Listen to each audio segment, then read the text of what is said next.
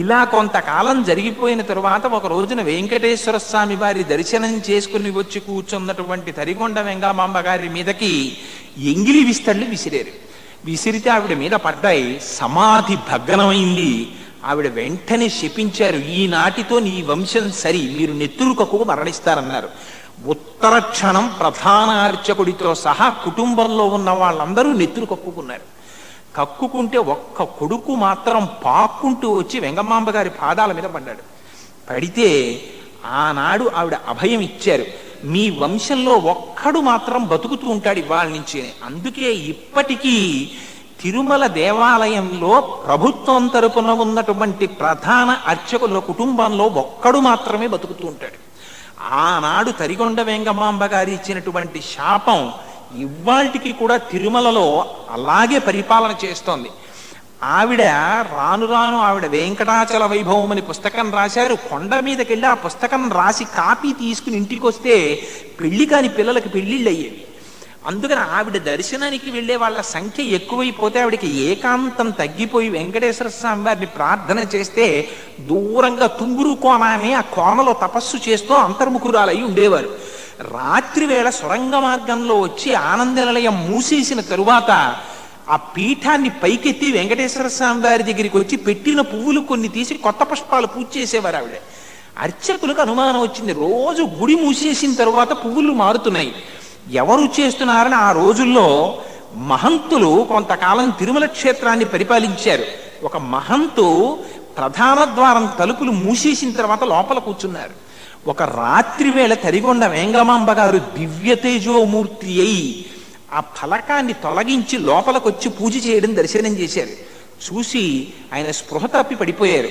అంత గొప్ప తల్లి తరిగొండ వెంగమాంబ గారు. ఆవిడ భాగవతం చెప్తుంటే వినడానికి వెంకటేశ్వర స్వామి వారు ప్రతిరోజు పవళింపు సేవ అయిపోయాక వచ్చేవారు. ఆయన ఉయ్యాల ఎక్కి కూర్చుని వింటూ ఉండేవారు, ఈవిడ భాగవతం చెప్తుండేవారు. తెల్లవారుజామున 3 గంటలకు మళ్ళీ సుప్రభాతం జరిగే వేళటికి వెంకటేశ్వర స్వామి వారు ఉయ్యాల దిగి వెంగమాంబ నేను వెళ్ళొస్తానని బయలుదేరేవారు. ఓ రోజున మంచి ఘట్టం చదువుతున్నారు ఆవిడ. వెంకటేశ్వర స్వామి వారు బయలుదేరిపోతున్నారు. స్వామి మీరు వెళ్ళిపోవద్దు, నా దగ్గరే ఉండిపోండి అన్నారు. అంటే ఆయన అన్నారు, నీలాగే ఎందరో భక్తులు ఉన్నారు కదా వెంగమాంబ, వాళ్ళందరినీ కాపాడాలి కదా, బయలుదేరుతున్నానన్నారు.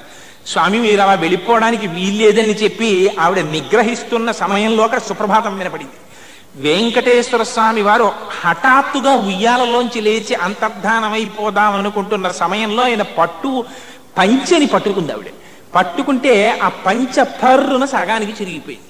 వెంకటేశ్వర స్వామి అంతర్ధానం అయిపోయి శేషశైలంలోకి వెళ్ళిపోయారు. అర్చకులు దేవాలయం తలుపులు తెరిచారు. కౌసల్యా సుప్రజా రామ పూర్వా సంధ్యా ప్రవర్తతే అని దర్శనానికి వెళ్ళారు. సగం చిరిగిపోయిన పట్టుపంచెతో ఉన్నారు వెంకటేశ్వర స్వామి. ఇదేమిట్రా, దొంగతనం మాత్రం కాదు, పంచె చింపెవరు పట్టుకెడతారు, ఎవరో భక్తుల వల్ల జరిగింది, ఎవరున్నారని చూశారు. ఇంకెవరు, వెంగమాంబ గారి ఇంట్లో ఉందేమో చూడండి అన్నారు. అందరూ గబగబా తరిగొండ వెంగమాంబ గారి ఇంటికి వెళ్ళి ఆవిడికి నమస్కారం చేస్తే పట్టుపంచ వద్దంటుంటే లేచి పారిపోయాడు. సగం చిరిగిపోయే పంచె నా చేతిలో ఉంటే మడత పెట్టి పూజామందిరంలో పెట్టా, తీసుకుపోండి ఆవిడ. అంటే లోపలికి వెళ్ళి చూస్తే పూజామందిరంలో ఉంది వెంకటేశ్వర స్వామి వారి యొక్క పట్టుపంచలో సగభాగం. దాన్ని ఊరిరిగింపుగా తీసుకొస్తుంటే ఆలయానికి మిగిలిన సగభాగం కూడా అదృశ్యమైపోయింది. ఇవన్నీ నా కల్పితంగా నేను చెప్తున్నాను అనుకుంటున్నారేమో, యథార్థంగా జరిగినటువంటి సంఘటనలు. ఆ తరిగొండ వెంగమాంబ గారు జీవ సమాధిలోకి వెళ్ళిపోయారు.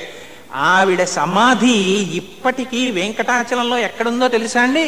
మొన్న మాతో మోహన్ రావు గారు రాజ్యలక్ష్మి గారు దంపతులు వచ్చారు, వారు దర్శనం చేశారు ఆ తరిగొండ వెంగమాంబ గారి సమాధిని.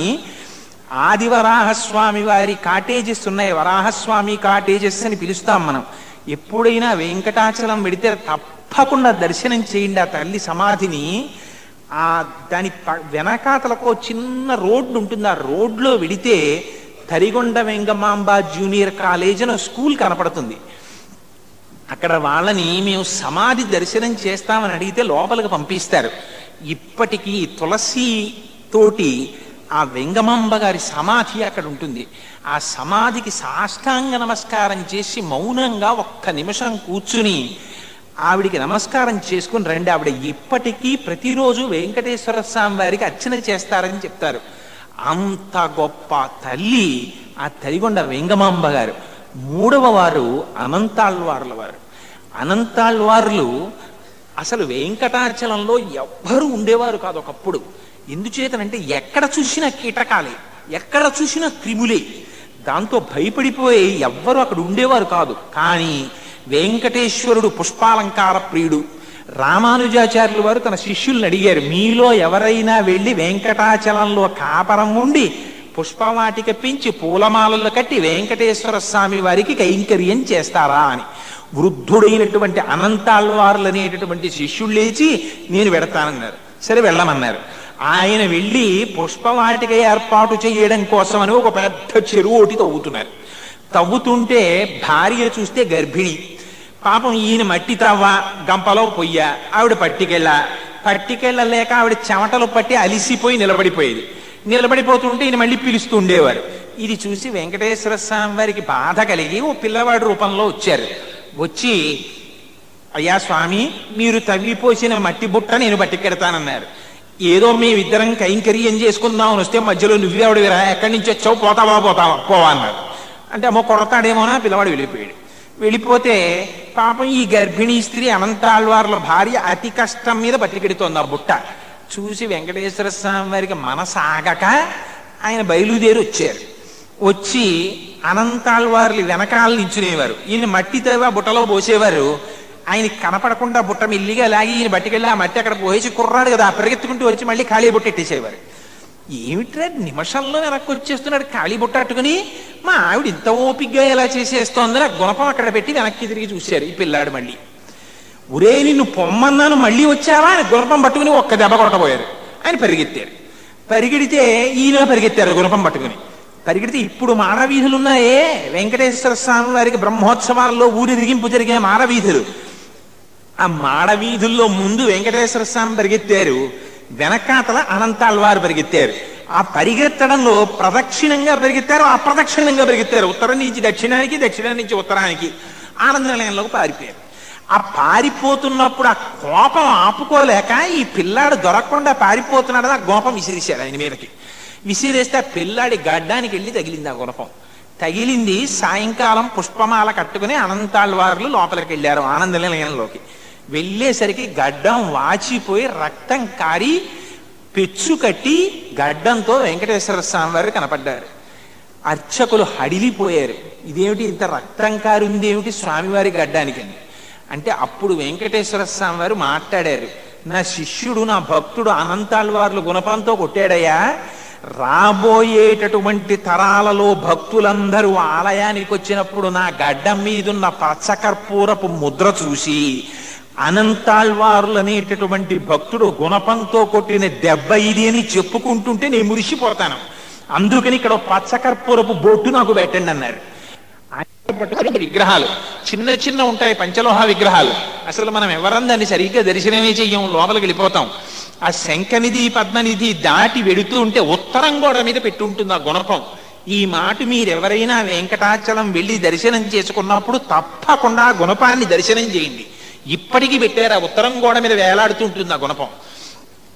వెంకటేశ్వర స్వామి వారిని గడ్డం మీద గుణపం పెట్టి అనంతాళ్వార్లు కొట్టినటువంటి దెబ్బకి గుర్తుగా ప్రతి సంవత్సరం బ్రహ్మోత్సవాల్లో ధ్వజారోహణం జరిగినటువంటి మరనాడు వెంకటేశ్వర స్వామి వారికి బార్సవారి ఉత్సవం అని ఉత్సవం జరుగుతుంది. ఆ రోజున అనంతాళ్వార్లు వెనకాల తరువుకొస్తుంటే ఎలా పరిగెత్తారో వెంకటేశ్వర స్వామి వారి యొక్క పల్లకి అలా పరిగెడుతుంది. ఆ రోజున పరిగెత్తి ప్రదక్షిణంగా తిరగాలి వెంకటేశ్వర స్వామి. కానీ ఆ బాగ్సవారి ఉత్సవంలో అలా తిరగరు. ఉత్తరం నుంచి దక్షిణానికి, దక్షిణం నుంచి ఉత్తరానికి అటు ఇటు పరిగెత్తి అర్చకుడేమో ఇప్పటికీ అనంతాళ్వార్ల సమాధి అక్కడ ఉంది. ఆ సమాధిలోంచి ఒక బొగడమాను పుట్టింది. ఆ తరువాత ఇప్పుడు పెద్ద మర్రి చెట్టు పుట్టింది. అక్కడ హారతి ఇస్తారు. హారతిచ్చి కోనేటిలో స్నానానికి పెడతాడు అర్చకుడు. పల్లకి మాత్రం అప్రదక్షిణంగా పరిగెత్తుకుంటూ వచ్చి ఆనంద నిలయంలోకి వెళ్ళిపోతుంది. ఎప్పుడైనా మీరు వెళితే బ్రహ్మోత్సవాల సమయంలో ఈ బాగ్సవారి ఉత్సవాన్ని తప్పకుండా చూడండి. ప్రతి సంవత్సరం అనంతాళ్వార్లు వెనకాల తరువుకొస్తుంటే వెంకటేశ్వర స్వామి వారు ఆనాడు ఎలా పరిగెత్తారో ఇప్పటికీ అలా పరిగెడతారు ప్రతి సంవత్సరం. దానికి పెద్ద ఉత్సవం చేస్తారు బాగ్సవారి అని. తప్పకుండా చూడండి ఆ ఉత్సవాన్ని. భక్తుల కోసం ఎంత లుంగి ఉంటాడో చూడండి ఆయన. అయితే అవి ఏం ఉత్సవాలండి అసలు? గుణపం పట్టుకు ఆయన తరుముకొస్తుంటే పరమాత్మ పరిగెత్తినటువంటి ఉత్సవాన్ని మీరు చూశారా? ఒక్క 7 కొండల్లో చేస్తారు ఈ ఉత్సవాన్ని. ఎంత భక్తపరాధీనుడో చూడండి ఆయన. ఎంత చిత్రం అంటే ఆయన పుష్పవాటిక పెంచాడు అనంత ఆళ్వార్లు. పెంచితే లక్ష్మీదేవితో కలిసి శ్రీ మహావిష్ణువైనటువంటి వెంకటేశ్వర స్వామి వారు రాత్రి వేళ సంతోషంగా పుష్పవాటికలో విహరించడానికి వెళ్ళేవారు. వెళ్ళి కనపడ్డ పువ్వల్లా కోసి అమ్మవారి యొక్క తల్లో పెడుతుండేవారు. ఇద్దరు సంతోషంగా ఆ పువ్వు తీసి ఆవిడ కొప్పులో పెట్టడం, వాసన చూస్తూ ఉండడం, ఇద్దరు తిరుగుతూ ఉండడం. తెల్లవారి పువ్వులు కోద్దామని అనంతాళ్వార్లు వచ్చేటప్పటికి పూల తోటలో ఒక్క పువ్వు కనపడేది కాదు. ఎవడో రాత్రి వేళ వచ్చి పువ్వులన్నీ పట్టుకుపోతున్నాడు, ఇలా కాదని చెప్పేసి శిష్యుల్ని కాపలా పెట్టారు. దొరికేవారు కాదు. నేనే కాపలా కూర్చుంటానని పాపం ఈయన పెద్ద ఆయన అయిపోయారు. అప్పటికి కాపలా కూర్చున్నారు. ఓ రాత్రి వేళ వచ్చారు వెంకటేశ్వర స్వామి వారు లక్ష్మీదేవితో కలిసి. వచ్చి పువ్వులన్నీ పుణికేస్తున్నారు. చూశారు ఈయన, అయ్యగోరా దొంగ దొరికాడు, ఎంత అందంగా ఉన్నాడు రా, ఇదేం బుద్ధి ఈయనకి, చూడు చక్క రాసకన్యలా ఉంది భార్య, ఆ పిల్లనట్టుకొచ్చి పువ్వులన్నీ పుణికేస్తున్నాడని ఉన్నవాడు ఉన్నట్టుగా లేచి ఒక్క పరుగునెళ్ళి వెంకటేశ్వర స్వామి వారిని పట్టుకోబోయారు. దొరుకుతారు ఆయన. చిక్కడు సిరికౌగిటిలో చిక్కడు సనకాది యోగి చిత్తాబ్జములన్ చిక్కడు శృతిలతి కావళి చిక్కెనతడు లీల తల్లి చేతన్ రోలన్ అంటారు పోతన గారు. లక్ష్మీదేవి కౌగిటికి చిక్కడు, వేదానికి చిక్కడు, ఉపనిషత్తులకి దొక్కడు, సనక సనందనాది భక్తులకి దక్కడు. అనంతాళ్వార్లు వారు పరిగెడితే దొరుకుతాడు ఆయన. పారిపోయాడు. పారిపోతే పాపం అమాయకపు తల్లి మా అమ్మ ఉంది కదా, మా అమ్మ మాత్రం ఆశ్చర్యపోయి ఇలా పారిపోతున్నాడు ఈయన అలా చూస్తోంది. ఆయన గభాలను వచ్చి అమ్మవారిని పట్టేసుకున్నాడు. పట్టేసుకుని తీసుకెళ్లి అక్కడ చందనపు చెట్టు ఒకటి ఉంటే ఆ చెట్టుకి వేసేసి తన మీద ఉన్న ఉత్తరయ్యం తీసి కట్టేశాడు. కట్టేసి మీ ఆయన ఎవరంటాడు. ఏం చెప్తుంది పాపం, ఇలా అస్తమానం అడిగేవాళ్ళు తగులుతుంటారు ఆవిడికి. ఇలా అడిగినప్పుడల్లా పృథివ్యారాజసింహానాం ముఖ్యస్య విదితాత్మన స్నుషాదశరథస్యాహం శత్రుసైన్య ప్రతాపినః దుహితాజనకస్యాహం వైదేహస్య మహాత్మనః సీతాచ నామనామ్యాహం భార్యారామస్య ధీమతః అని సుందరకాండలో చెప్పేది. ఇప్పుడు మీ ఆయన ఎవరు, మీ ఆయన ఎవరంటే ఏం చెప్తుంది, ఎక్కడుంటాడని చెప్తుంది. మీ ఆయన ఎవరు, ఆయన పేరేమిటి, ఎక్కడుంటాడు, ఎప్పుడు ఉంటాడు, ఉంటాడు, ఇల్లు ఎక్కడ, మీ ఇద్దరు ఎక్కడ ఉంటారు చెప్పమంటాడు ఈయన. ఎక్కడ ఉంటాడని చెప్తుంది. ఇది నాకు నెల్లవని ఏ రీతి పలుకుదు ఒక చోటనక ఎందుండ నేర్తు ఎవ్వరి వాడనంచే రీతి పలుకుదు నాయంత వాడనై నడువ నేర్తు ఇది నేరుతునని ఏల చెప్పంగా విద్యలన్నీయు నేను నేర్తు అని ఆయనకి ఒక విద్య ఒక చోట ఉంటాడా. వరులు నాకు కాదు వరులకు నేనవుదు ఒంటివాడ చుట్ట మొకడు లేడు తొల్లి సిరియు కలదు చెప్పేదనా టెంకి సుజనులందు తరచు సొచ్చియుండు అంటాడు ఆయన. ఆయన ఎప్పుడు భక్తపరాధీనుడు, అంతటా ఉండేవాడు, ఎక్కడ ఉంటాడని చెప్తుంది ఆవిడ. అందుకని అయ్యో ఏం చెప్పనయ్యా, మా ఆయనకో పేరా ఊరా, ఎంతమంది ఎన్ని సహస్రాలు పెట్టి పిలిచినా పలికేవాడు మాత్రం ఆయనే అంటుంది. ఎంత గడుసుగా మాట్లాడుతున్నావమ్మా అంటాడు ఆయన. పోనీ మీ ఆయన ఎక్కడుంటాడన్నాడు. ఎక్కడుంటాడంటే ఏం చెప్పనయ్యా, ఇంతకు ముందు మీ ప్రహ్లాదుడు చెప్పాడు కదా, ఇందుగలడందులేడని సందేహము వలదు చక్రి సర్వోపగతుండి ఇందెందు వెదకి చూచిన అందందే కలడు దానవాగ్రణి వింటే నువ్వు జాగ్రత్తగా చూస్తే ఇక్కడ అక్కడ అని ఉంటాయా, అంతటా ఉన్నాడయ్యా మా ఆయన అంటుంది. ఎంత గడుసు దానివమ్మా, నా చేతిలోంచి జారి పారిపోయాడా, ఎక్కడ పడితే అక్కడ ఉన్నాడా అని భూకరించి నీ కోసం రాకుండా ఉంటాడా, చూస్తాను ఎలా రాకుండా ఉంటాడో అని అమ్మవారి పాదాల దగ్గర పడుకున్నాడు ఆయన రాత్రి అంతా. ఎంత అదృష్టవంతుడో చూడండి అనంతాళ్వార్లు.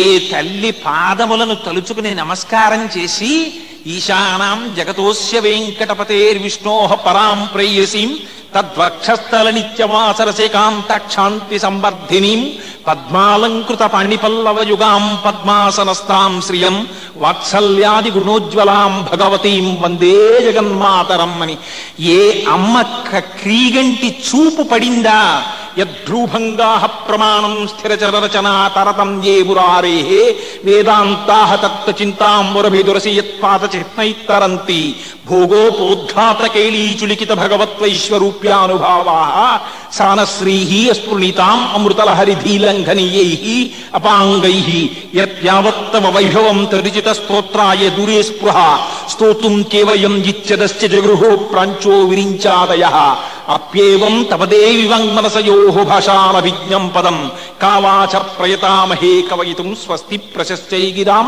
స్తోతారం తముశంతి దేవి కవయో యో విస్పృణీతే గుణాన్ స్తోత్రవ్యస్య తతశ్చ తే స్తుతిధురామయ్యేవ విశ్రామ్యతి యస్మాత్తస్మదమర్షిణీయ ఫణితి స్వీకారతస్తే గుణాః క్షాంత్యౌదార్య దయాదయో భగవతి స్వాం ప్రస్తు వీరాన్ ప్రధాన్ దేవీ శృతిం భగవతీం ప్రథమే పుమాంసః తత్సద్గుణౌఘమణికోశ గృహం గృణంతి తద్వారపాటనపటూని చ ఇతిహాస సంతర్కణ స్మృతి పురాణ పురస్సరాణి అని పరాశర భట్టర్లు స్తోత్రం చేశారో అటువంటి అమ్మవారి పాదాల దగ్గర పడుకున్నాడు ఆయన రాత్రంతా. ఎంత అదృష్టవంతుడండి ఆనంతాళ్వార్లు. తెల్లవారింది, ద్వారాలు తెరిచారు. తెరిస్తే వెంకటేశ్వర స్వామి వారి వక్షస్థలంలో బంగారు లక్ష్మి లేదు. అర్చకులు హడిలిపోయారు. మళ్ళీ హడిలిపోతే వెంకటేశ్వర స్వామి వారు పలికారు. రాత్రంతా లక్ష్మీదేవిని కట్టేశాడు పట్టుకెళ్ళి. అందుకని వెళ్ళి ఆ అనంతాళ్వారిని వేడుకుని తీసుకురండి అన్నారు. అర్చకులు గబగబా వేదమంత్రాలతోటి మంగళవాయిద్యాలతోటి వెళ్ళారు. ఆ అమ్మ ఏ అమ్మ క్రీగంటి చూపు కోసం మహర్షులు వేచి ఉన్నారో అటువంటి జగజ్జనని చెట్టుకి తన ఉత్తరీయంతో కట్టి అమ్మ పాదాల దగ్గర కూర్చుని ఉన్నాడు. వాళ్ళ ఆయన వస్తాడు. ఎవరిని కట్టేశావో తెలుసా అనంతాళ్వార్లు? సర్వ జగత్తులని రక్షించగలిగినటువంటి వాడు, తన హేళగా సమస్త లోకములను ఆడించగలిగిన వాడు ఎవడున్నాడో అటువంటి వాడి శక్తి స్వరూపిణి ఆవిడ. శివశక్త్యాయుక్తో యది భవతి శక్త ప్రభవితుం గచే దేవం దేవో నఖలు కుశల స్పందితుమపి అతస్త్వాం ఆరాధ్యాం హరిహర విరించాదిభిరపి ప్రణంతుం స్తుతుం వా కథమకృత పుణ్య ప్రభవతి అని శంకరులు స్తోత్రం చేసిన శ్రీ మహావిష్ణువు యొక్క శక్తి స్వరూపాన్ని కట్టేశావురా నువ్వు. అమ్మవారిని తీసుకురమ్మన్నారు.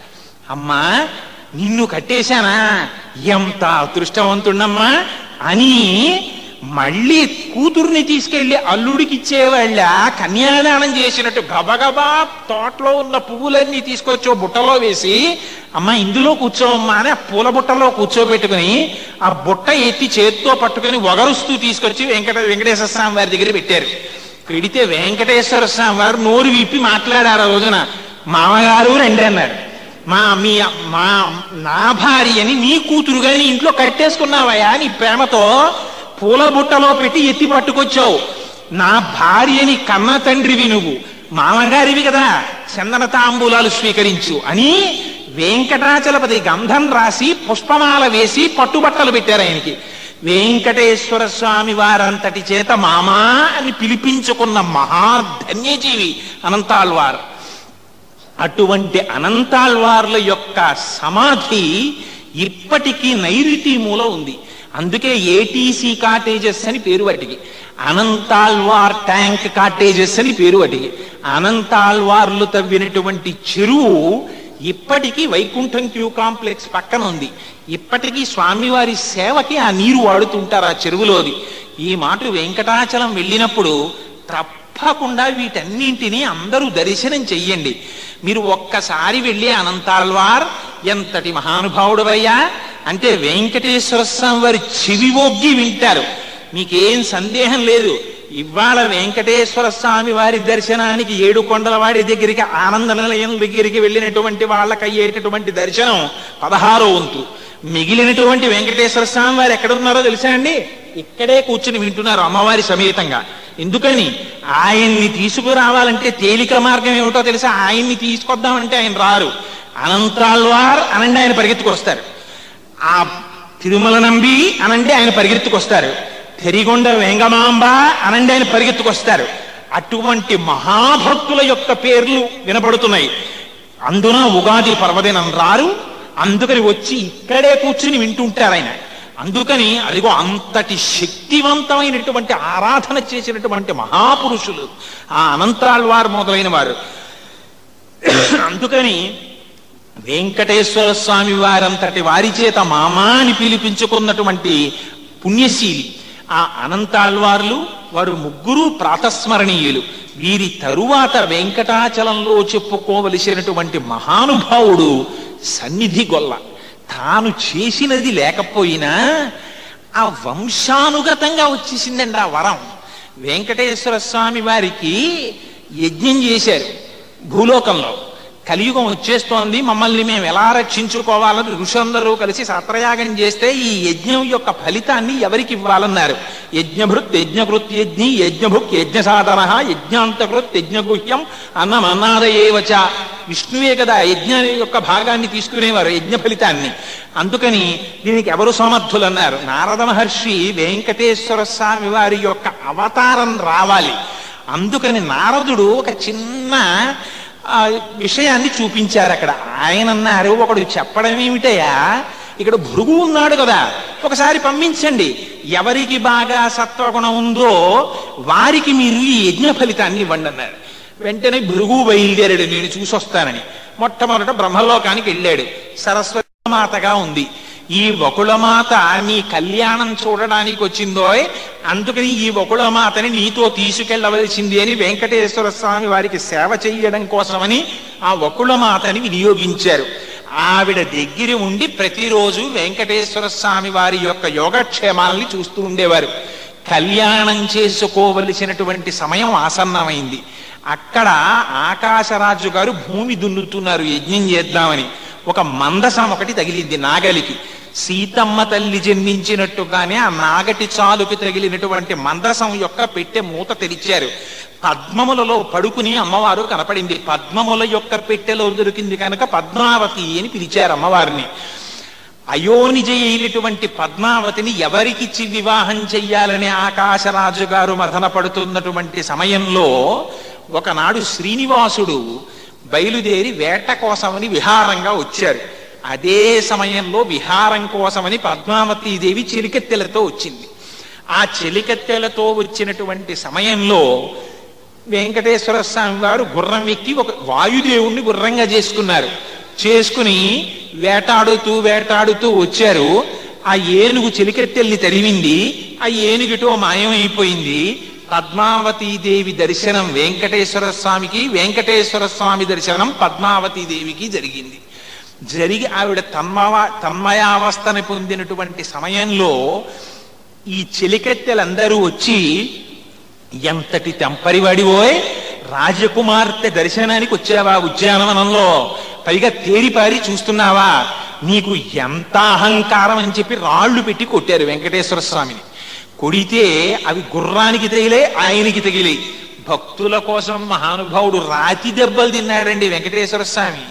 కింద పడిపోతేట పురాణంలో అన్నారు, ఎలా పడిపోయారంటేటైనా యథాయుగాంతే వటపత్రశాయి, యుగాంతం అయిపోయిన తరువాత వటపత్రశాయిగా ఎలా పడుకుంటారో అలా పడుకున్నారట. వాయుదేవుడు గుర్రం రూపంలో వచ్చి ఆయన కూడా సొక్కిపోయి రాతి దెబ్బల చేత పడిపోయిన వారిలో ఆయన పడిపోయారట. పడిపోతే ఆ చెలికత్తెలు వచ్చి అడిగారు, పద్మావతీదేవి చెలికత్తెలు, అసలు నువ్వు ఎందుకు వచ్చావు ఇక్కడికన్నారు. ఆయనకి భయమా? కన్యాపేక్ష ముఖ్య కార్యం అన్నారు. ఎందుకు వచ్చాయేమిటయ్యా? ఆడపిల్లని పెళ్లి చేసుకోవడానికి వచ్చా, వివాహం కోసం వచ్చా, ఆడపిల్ల కోసం వచ్చారన్నారు. అంటే వాళ్ళన్నారు, ఎంత సాహసమైనటువంటి మాటలు మాట్లాడుతున్నావు, ఈ మాటలు తెలిసిందనుకో ఆకాశరాజు గారికి ఏం చేస్తారో తెలుసా, ఉరి తీసేస్తారు నిన్నన్నారు. కార్యాంతే మరణం శ్రేయం. ఒకవేళ కార్యం అయిపోయిందా, వచ్చిన పని అయిపోయిందా, మరణం వచ్చినా బాధ లేదు, అలాగే సంహరింపబడతాను, నాకేం బెంగలేదన్నారు. ఆ పద్మావతీదేవి మనస్సు వెంకటేశ్వర స్వామి వారి దగ్గర, వెంకటేశ్వర స్వామి వారి మనస్సు పద్మావతి దగ్గరికి మారి. ఇదే కావలసినటువంటి అవతార ప్రయోజనం. సరే ఇంటికి వెళ్ళారు, ఏదో తేనె ఆ బియ్యం అవి పట్టుకుని ఇంటికి వెళ్ళారు. కానీ చాలా చిన్న బుచ్చుకుని కూర్చున్నారు. అమ్మ చూసింది వకుళమాత, ఏం నాయనా ఇలా ఉన్నావేమంది. చెప్పేశారు ఆదివరాహస్వామి వచ్చిన వారెవరో సాక్షాత్తుగా కృష్ణమూర్తమ్మా, ఇవాళ ఈ రూపంలో వచ్చారు వెంకటేశ్వర స్వామిగా, ఇంతకు ముందు నువ్వు పెంచి పెద్ద చేసిన కృష్ణావతారమే అని చెప్పేశారు. అందుకని నాయన ఏ రాయిలా ఉన్నావని వేదోద్ధారణ మందరాభరణ పృథ్వీధర్మ నిర్మాణ ప్రహ్లాదత్రాణ బలిప్రతారణ నృపాహంకార నిర్వాపన వైదేహీరమణ అని వైదేహీరమణ ధనంజయ జయ వ్యాపార పారీణ క్షోణీ దివ్యత్కరుణ తమోహరణ తండ్రి వెంకటేశ ప్రభో. ఏమయ్యా ఇవాళ అలా చిన్నబుచ్చుకు పడుకున్నావు స్వామి, రాక్షస సంహారం చేసేవాడివి కదా అంటే ఆయన అన్నారు, ఉత్తిష్టోత్తిష్ట దేవేశ కింశేషే పురుషోత్తమ, లేవయ్యా మంచం మించి లేచి మాట్లాడు, ఏం అలా పడుకున్నావేం బెంగగా అన్నారు. అమ్మ ఏం చెప్పమంటావమ్మా, మనసు పడేసుకున్నాను, పద్మావతీదేవి దగ్గర నా మనస్సును విడిచిపెట్టానమ్మా, ఆవిడతో వివాహం జరగాలని కోరిక అన్నారు. అంటే ఆవిడంది, నాయన రాజులు రా మనకి పిల్లనిస్తారా అంది. అయ్యో నా అవతార ప్రయోజనంలో భాగమమ్మా, పద్మావతీదేవి పుట్టిందే నా కోసం, అందుకని నువ్వు వెళ్ళి పిల్లని అడుగమ్మా అన్నారు. అంటే ఎటువైపు నుంచి వెళ్ళనరా అయ్యా అంది. ఆవిడ కూడా వెంకటేశ్వర స్వామి వారి మీద మనసు పారేసుకుని అన్నం తినడం మానేసింది, నీళ్లు తాగడం మానేసింది. పాపం ఎప్పుడు హంసతూలికా తల్పం మీద పడుకునే ఆఖరికి చెలికెత్తెలు వింజామరలతో విసిరినా కూడా అగ్నిహోత్రపు సెగలు సోకినంత బాధపడిపోతోంది. ఆఖరికి చెలికెత్తెలు వచ్చి అడిగారు, ఎందుకమ్మా పద్మావతి ఇలా అయిపోయావు, అసలు రహస్యం చెప్పమన్నారు. చెప్పమంటే ఆవిడ చెప్పేసింది, హరికై విరికై తుమ్మిదలీల నా హృదయము వెళ్ళూరు నెల్లప్పుడు హరికై కరుణాసుధాలకరికై ఆనంద మందాకిని ఝరికై నిత్య నివాస శేష గిరికై సంతృప్త దైత్యేవ కేసరికై అని ఆ నిర్మల మందహాస సుషమా సౌభాగ్య సంచారికై అని, అదిగో ఆ పద్మావతీదేవి యందు నా మనస్సు లగ్నమైపోయి ఉన్నదయ్యా, అందుకని ఆ వెంకటేశ్వర స్వామి వారి యందు నా మనస్సు లగ్నమైంది. ఇప్పుడేమిటి, ఎన్ని అవతారాలెత్తినా ఎన్ని జన్మలెత్తినా ఏనీ గుణంబులు కర్ణేంద్రియములు శోక దేహతాపంబులు తిరిపోవు, ఏనీ శుభాకారమీక్షింప కన్నుల కకిలార్ధ సంపదల్ కలుగుచుండు, ఏనీ చరణ సేవలే ప్రొద్దు చేసిన భువనోన్నతత్వంబు పొందగలుగు, ఏనీ చరణ సేవలే ప్రొద్దు చేసిన భువనోన్నతత్వంబు పొందగలుగు, అట్టి నీయందు నా చిత్తమనవరతము నచ్చియున్నది నీ ఆననలేదు, కరుణ చూడు ముఖం సారి కలవిదారి, శ్రీయుతాకారమాన నీచిత చోర, శ్రీయుతమూర్తి ఓ పురుష సింహమా సింహము పాలి సొమ్ము గోమాయువు కోరు చందమున, ఈ దురాత్ముడు చైద్యుడు నీ పదంబు జజ్జాయనినైన నన్ను బడిదా కొనిపోయేదను జన్మంబులన్ నిన్నే చింతించుతూ ప్రాణముల్ విడచదన్ నికంబు ప్రాణేశ్వర అంటుంది కదా రుక్మిణీదేవిగా. అలా నాకు వెంకటేశ్వరుడే భర్త అని ఆవిడ భీష్మించింది. సరే వెంకటేశ్వర స్వామి వారు అన్నారు, అమ్మా వకుళమాత, ఈ వెంకటాచల పర్వతాన్ని కిందకి దిగితే అదిగో ఆ పద్మావతీదేవికి పట్టినటువంటి ఆ కోరిక తీరడం కోసమని ఆకాశరాజు గారు అగస్త్య మహర్షి వారి ఆశ్రమంలో ఉన్నటువంటి పరమశివలింగానికి సహస్రఘటాభిషేకం చేయిస్తున్నారు. అక్కడ ఉన్నారు రాచపరివారం, వెళ్లి వారితో నన్ను పిల్లనిచ్చి పెళ్లి చెయ్యమని చెప్పమ్మా అన్నారు. అంటే వకుళమాత ఆ కపిల తీర్థం మించి దిగొస్తోంది. ఈలోగా వచ్చింది, చిలికెత్తెలకు చెప్పింది, సరేనమ్మా దానికేముంది తప్పకుండా మాట్లాడదు గాని, అంతఃపురానికి వెళ్ళిన తరువాత మాట్లాడదు గాని చిలికెత్తెలు ఈవిడ్ని తీసుకెడుతున్నారు. ఈలోగా వెంకటేశ్వర స్వామి వారు ఒక చిత్రమైనటువంటి వేషం వేశారు. అసలు ఇంతకు ముందు ఎన్నడూ ఏ అవతారంలో ఎవ్వరూ చెయ్యనటువంటి అవతారం అది. అంత విచిత్రమైనటువంటి వేషం అది, సోది చెప్పేటటువంటి వేషం వేశారు వెంకటేశ్వర స్వామి వారు. వెంకటేశ్వర స్వామి ఏమిటి, వైకుంఠంలో ఉన్న శ్రీ మహావిష్ణువు ఏమిటి, ఆయన సోది చెప్పేటటువంటి ఎరుకల సాని వేషం వేసుకోవడం ఏమిటి? ఆ ఎరుకల సాని వేషం వేసుకుని ఆయన వచ్చారట. ఒకప్పుడు ఆయన్ని ఆ ఉద్యానవనంలో చూస్తే ఆయన యొక్క కాంతిని చూసి, ఆయన యొక్క ధృతిని చూసి ఆశ్చర్యపోయి, ఎటుల వచ్చితివి చటికెవరవీవు, పరమ రమణీయ ఫల పుష్పభరితమైన ఈ విశాల వనమందు తావులేదు జంతువుల వధించు నిషాదులకును అని వేటగాడనుకుని ఆయన పక్కకి తోసేశారు పాపం. ఇప్పుడు మళ్ళీ సోది చెప్పేటటువంటి దాని వేషం వేసుకుని మళ్ళీ వచ్చారు. వచ్చి ఆ ధరణీదేవి ఉన్నటువంటి అంతఃపురానికి దగ్గరలో వీధులలో నిలబడి ఎక్కడ చక్కగా సోది చెప్తున్నారు.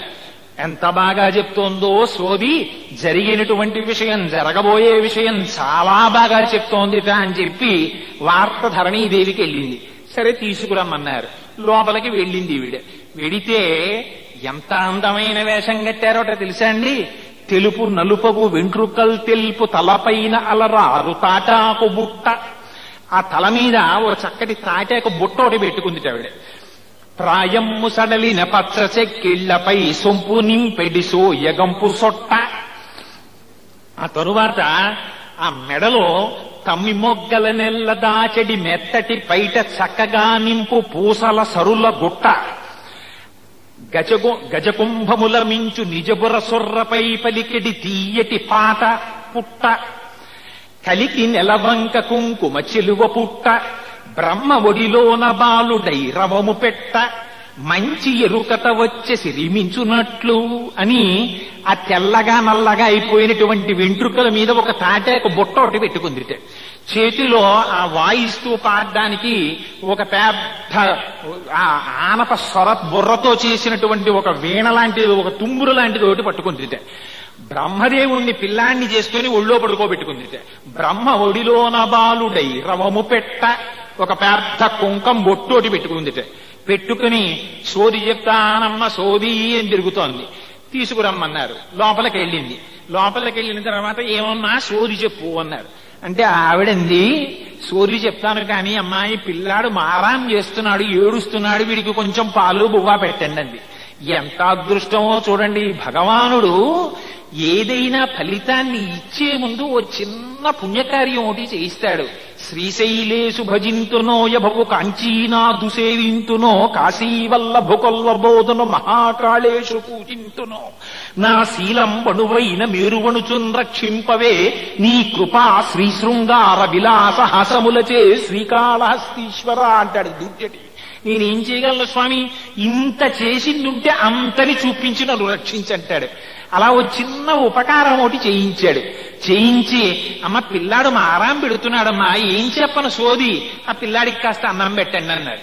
అంటే గబగబా పాలలో అన్నం కలిపి అందులో కాస్త బెల్లం కలిపి ఆ బంగారు పాత్రలో పట్టుకొచ్చి పిల్లాన్ని తినమన్నారు. అంటే వాడు తినకుండా పెద్ద ఏడుపు మొదలెట్టాడు. ఆ చెలికెత్తెలు పట్టుకుని ఆ పిల్లాడికి పెడుతున్నాడు. వాడు మూతి అటు ఇటు తిప్పుతున్నాడు, తింటలేడు.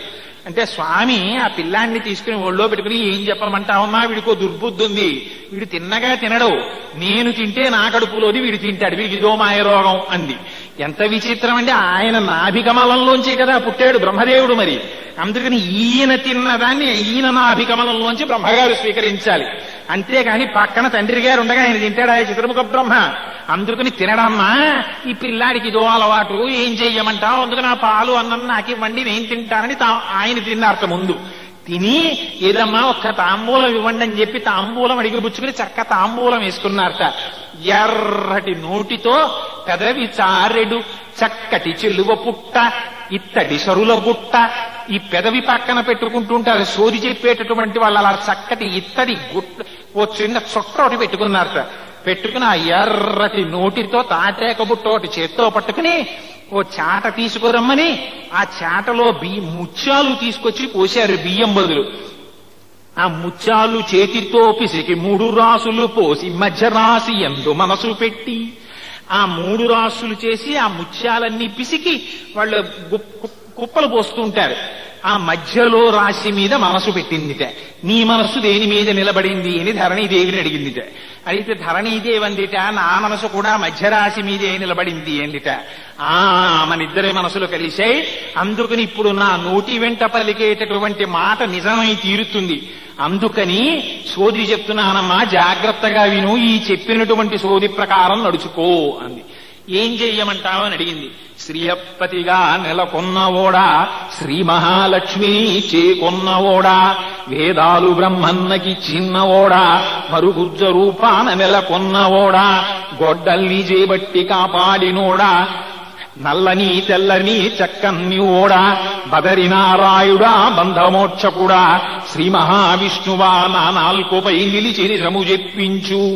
కంచి కామాక్షి, కాశీ విశాలాక్షి, కనకదుర్గమ్మ, కాళహస్తి జ్ఞానప్రసూనాంబ, పలుకీయరే నాకు మంచి పలుకీయరే, నా నోట నిజమును పలికించరే అమ్మ పలికించరే అని సోది చెప్పడం మొదలుపెట్టింది. ఇదిగిదిగో చెప్తున్నా, అదిగదిగదిగో చెప్తున్నా, ఓయమ్మ గడ్డం చూపించానంటే బుర్రోడనుకో, ఎడమ చూపించానంటే బుర్రిదే అనుకో, నీ సమస్యంతా ఎడమ చెవితో వచ్చిందే తల్లి, నీ బుర్రిది కొద్ది కాలం నుంచి నిద్రాహారాలు మానిందే అమ్మ. అది గాలి కాదు, ధూళి కాదు, భూతం కాదు, ప్రేతం కాదు, పిశాచం కాదు, ఏదీ కాదే తల్లి. బొల్లిగద్దని తిరిగేటటువంటి నల్లనయ్య 3 నామాల వాడి మీద మనసు పారేసుకుందే తల్లి. వాడు సర్వలోకములకు రక్షకుడే అమ్మ. కారాజన్మురాలే తల్లి నీ కూతురు. నీ కూతుర్ని ఆ నల్లనయ్యకే ఇచ్చి పెళ్లి చెయ్యవే తల్లి అంది. అంటే ఒకవేళ నువ్వు చెప్పినట్టుగా చెయ్యకపోతే ఏమవుతుంది అంది ఆవిడ. నేను చెప్పిన మాట వినకుంటే అమ్మ పెద్ద కీడే జరుగుతుంది అమ్మ. నీ కూతురు పుట్టిందే వాణ్ణి చేపట్టడానికే అమ్మ, నాకు ఆగ్రహం తెప్పించకే. నా మాట నిజమవుతుందే తల్లి. కొద్దిసేపట్లో ఒక ముసలిని నీ మాట అడగడానికి వస్తోందే అమ్మ. నా మాట విని నీ పిల్లని ఆ పిల్లవాడికి ఇచ్చి పెళ్లి చెయ్యవే, శాశ్వతమైన కీర్తి పొందుతావే అమ్మ. ఇదిగిదిగో తల్లి నిజం చెప్తున్నానమ్మా, ఇది కనకదుర్గమ్మ మాటే అనుకో అని సోది చెప్పింది. వెంకటేశ్వర స్వామి వారి ఏమిటి, సూరి చెప్పడం ఏమిటి, పొంగిపోయింది ధరణీదేవి. పెద్ద కానుకి ఇచ్చింది, చీర పెట్టింది, సారె పెట్టింది, అన్ని పుచ్చుకుని వెంకటేశ్వర స్వామి వారు ఏమీ తెలియని వారిలో వెళ్ళిపోయారు. ఆ వెనకాతలే గోకుళమాత వచ్చింది. వచ్చి మా కుమారుడైన వెంకటేశ్వర స్వామి వారికి పద్మావతీదేవినిచ్చి వివాహం చెయ్యవలసింది అని అడిగింది. అడిగితే పద్మావతీదేవిని అడిగితే నా యొక్క తపస్సేది, నాకు ఆ వెంకటేశ్వర స్వామి వారిని ఇచ్చి వివాహం చెయ్యమంది. సరే శుకబ్రహ్మతోటి శుభలేఖ రాయించారు. రాయించి పంపించారు. వెంకటేశ్వర స్వామి వారు అంగీకరించారు. పాపం గబగబా తన దగ్గరున్నటువంటి 2 అనుచరులైనటువంటి శేషుణ్ణి పిలిచి కైలాసానికి వెళ్లి పరమశివుణ్ణి, పరమశివుడి పరివారాన్నంతటినీ పెళ్లికి పిలుచుకురా అన్నారు. 2వ వాడైనటువంటి గరుత్మంతుణ్ణి పిలిచి సత్యలోకానికి వెళ్లి బ్రహ్మగారిని వాళ్ళందరినీ పిలుచుకురమ్మన్నారు. ఋషులు సామాన్యులు కారండి, మహర్షులు, కిన్నెరులు, కింపురుషులు, సమస్త లోకాల్లో ఉన్నటువంటి వాళ్ళు బయలుదేరి వచ్చేశారు. మొత్తం 7 కొండలు నిండిపోయాయి వచ్చిన వాళ్లతో. అందరూ వచ్చేశారు. చక్కగా పెళ్లి కొడుకుని చేశారు. పక్కన లక్ష్మీదేవి ఒక్కతే లేదు. కొద్దిగా బాధ కలిగింది వెంకటేశ్వర స్వామి వారికి. కొల్హాపురంలో ఉండిపోయేది లక్ష్మీదేవి అని సూర్యుణ్ణి పిలిచి, ఉరే నాయన వెళ్ళి లక్ష్మీదేవిని తీసుకురారా అన్నారు. ఏం చెప్పమంటావు స్వామి, నీకు పెళ్ళవుతోందని పిలిస్తే ఆవిడ వస్తుందా? ఏం చెప్పమంటావు అన్నారు. అలా చెప్తే రాదురా, నేను చిన్న యుక్తి చెప్తాను, ఇది చెయ్యి. ఏమిటో అమ్మా, వెంకటేశ్వర స్వామి వారు భూమి మీద పడిపోయి లక్ష్మీ లక్ష్మీ లక్ష్మీ అని స్పృహ తప్పి కొట్టుకుంటున్నారు అంటే ఎందుకని కూడా అడగదు, గభాల రథం ఎక్కి వచ్చేస్తుంది, అందుకు నువ్వు వెళ్ళి తీసుకురా అన్నారు. అంటే ఈయన గబగబా కరవీరపురానికి వెళ్ళి, అమ్మాయి ఏం చెప్పమంటావు, ఏమిటో తెలియదు, మరి వెంకటేశ్వర స్వామి వారు భూమి మీద కొడి లక్ష్మీ లక్ష్మీ లక్ష్మీ అని అరుస్తున్నారమ్మా, స్పృహలో లేరన్నారు. ఎంత కోపం వచ్చి వెళ్ళిపోయినా భర్త అలా పడిపోయాడనే కలియుగం అప్పుడే చూపించారు చూడండి వెంకటేశ్వర స్వామి వారు. అలాకొచ్చిన పెళ్ళం వెళ్ళిపోతే తీసుకురావడానికి ప్లాన్ ఏమిటో మొదట ఉపదేశం చేసిన పరమగురు ఆయనే. అందుకని ఈ మాట చెప్పేటప్పటికి పాపం సూర్యుడంటే పరమప్రీతి, సర్వలోకాల్ని రక్షిస్తాడాయన. అందుకని గబగబా రథమిక్కి ఆవిడ వచ్చింది. వచ్చేటప్పటికి టంగుని లేచి కూర్చున్నారు ఆయన. లక్ష్మి నువ్వు లేకుండా పెళ్లి ఏమిటని నిలబడిపోయానన్నారు. అన్న తరువాత బ్రహ్మగారు యాజ్ఞికం చేయడానికి వచ్చారు. వచ్చి మరి ఏమనుకోకండి నాన్నగారు, మీకు రహస్యం చెప్తాను, పెళ్లి చేసుకునేటటువంటి వాడు ఇంటికి వచ్చిన బంధువులకి ఇక్కడ భోజనం పెట్టడం మానేసి ఆడపిల్లి వారి ఇంట్లో భోజనాలు ఇట్టిస్తాను అనకూడదు, ముందు ఇక్కడ భోజనాలు పెట్టాలి, అందుకని భోజనాలకు ఏర్పాట్లు చేయండి అన్నారు. చాలా గొప్ప యాజ్ఞికం చేశావురా నాయన, చాలా గొప్ప సలహా చెప్పావు, నిన్ను పిలిచినందుకు. ఏదిరా, భార్య లక్ష్మీదేవికి కోపం వచ్చి కొల్హాపురం వెళ్ళిపోయింది, కింద పడిపోయానంటే వచ్చింది, డబ్బులు అడిగితే కోపం వస్తాయి, ఇప్పుడు ఎక్కడ తీసుకురమ్మంటావు డబ్బు అన్నారు. అంటే పరమశివుడు వచ్చి అన్నాడు, మీరు ఏమైనా చెప్పండి కానీ ఇలాంటి పెళ్లిళ్ళు చేసుకోకూడదు, తప్పు సుమండి, అందరికీ వచ్చిన వాళ్ళకి భోజనం పెట్టి కులదేవత ఆరాధన చేసి అప్పుడు బయలుదేరాలన్నాడు. సలహాలు చెప్పడానికి మీ అందరూ గొప్పవాళ్లు రాయ్. వివాహాలు ఎలా ఉంటాయో వెంకటాచలంలో మొట్టమొదట వెంకటేశ్వర కళ్యాణంలో చూపించారు. వీడి నిప్పేం పోయింది పాపం, వీడు కోఆపరేటివ్ లోను సిపిఎఫ్ లోను అన్ని పెట్టేస్తాడు. ఇంకా వీడు లిస్టు పెంచేస్తుంటారు ఇంట్లో వాళ్ళు. ఏంటంటే 300 రూపాయలు చీర ఏం బాగుంటుందండి, వాళ్ళు ఇంటికి వెడితే మనకి ఎంత పెట్టారు మీకు గుర్తుందో లేదో, 83లో మనం పెళ్లికి వెళ్తే ఆ రోజుల్లో 2000 పట్టుబట్టలు పెట్టారు వాళ్ళు. ఆవిడకో 3000 చీర అయింది అంటారు. వీడు ఎక్కడి నుంచి తెస్తాడు? జీతం అంతా రికవరీస్కు పోతుండేది, హడిలిపోతుంటాడు. అందుకని ఈ లిస్టులన్నీ చూసి మెనూ మామూలుగా ఉండకూడదు, ఇన్ని స్వీట్లు ఉండాలి, ఇన్ని హాట్లు ఉండాలి, ఇన్ని పులుసులు ఉండాలి, ఇన్ని పప్పులు ఉండాలి, ఇన్ని కూరలు ఉండాలి, అన్ని విని వెంకటేశ్వర స్వామి వారు అన్నారు, గొప్ప సలహాలు చెప్పారు నాయన, మిమ్మల్ని పిలిచినందుకు పెళ్లికి ఎక్కడి నుంచి తెచ్చి పెట్టమంటారు రాయి భోజనాలన్నీ అన్నారు. అంటే నాయన నువ్వు చెప్పిన ధర్మమే కదా శ్రీ మహావిష్ణువా, ఇది కలియుగం, అప్పు చేసి పెళ్లి చేసుకోవాలి. ఎంతటి వాడైనా పెళ్లి అనేటప్పుడు ₹1 అప్పు చేయాల్సి వస్తుంది. ఎంత ధనవంతుడవనివ్వండి, పెళ్లి అయిపోయిన తర్వాత ఇస్తాను మా వాడొచ్చి చెప్తుంటాడు, ఆ సరుకులు నీచే అయిపోయిన తర్వాత వచ్చి డబ్బు కట్టేస్తానంటాడు. అప్పు చేసేలా లేదా పెళ్లికి? బ్యాంకులో ఉండడం వేరు, దగ్గర క్యాష్ ఎట్టుకుని ప్రతి 5 పైసలు ఒక్కబడి పట్టడం కూడా తెస్తాడండి. తర్వాత ఇస్తానని చెప్పి మంగళవాయిద్యాలైనా వాయించుకుంటాడు, తర్వాత కదా డబ్బు ఇస్తున్నాడు. ముందు ఇచ్చేసి మంగళవాయిద్యం వాయించుకుంటున్నాడా? పురోహితుడికి ముందు అడ్వాన్స్ ఇచ్చి మంత్రాలు చెప్పించుకుంటున్నాడా? ఆ అప్పు కిందే లెక్క.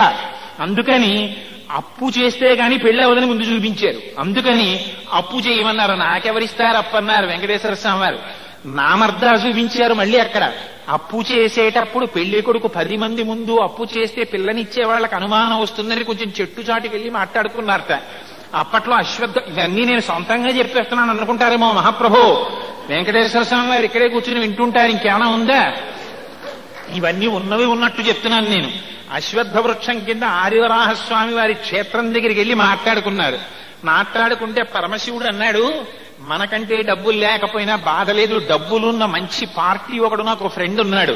కరస్తే హేమాద్రౌ గిరిశ వికటస్తే ధనప్రతౌ శిరస్తే ఫాలాంశౌ చరణయుగళస్తే అఖిల శుభౌ గృహస్థే స్వర్భూజామరసురభిచింతామణి గణే కమర్థం దాస్యేహం భవతు భవదర్థం మమ మనః. నా పక్కన ఎప్పుడు కుబేరుడు ఉంటాడు, అందుకని ఆయన్ని పిలుస్తాను, నేను రికమెండేషన్ చేస్తాను, నీకు అప్పిస్తాడన్నాడు. చూడండి ఎంత చిత్రం. పెళ్లి అనేటప్పటికీ వీడి దగ్గర ఉండక్కర్లా, ఏదొరగారు లాంటి వారు వస్తారు, నేను ఇప్పిస్తానులేండి కోటేశ్వరరావు మీకేం బెంగలేదంటారు. అలా నేను ఇప్పిస్తానులేండి అన్నాడు పరమశివుడు. కుబేరుణ్ణి పిలిచి కొంచెం ఈ శ్రీనివాసుడికి పెళ్లికి అప్పు కావాలటో ఇమ్మన్నారు. అంటే ఆయన అన్నాడు, మహాప్రభు మీకు అప్పు ఇవ్వడానికి మాకు లోటేమిటండి, కానీ ఇది కలియుగం, వడ్డీ పుచ్చుకుంటాం, అది తప్పేం కాదు, అందుకని తమరు వడ్డీ ఇస్తామంటే మేము అప్పిస్తామన్నాడు. ఆశ్చర్యపోయారు వెంకటేశ్వర స్వామి. అవునాయన, యుగధర్మం ఎవడైనా కట్టుబడవలసిందే కదా, అందుకని అలాగే వడ్డీ ఇస్తానరా, ఎంతప్పు అన్నారు. రుణగ్రాహి శ్రీనివాస రుణదాత ధనీశ్వర, ప్రామిసరీ నోటు రాశారు.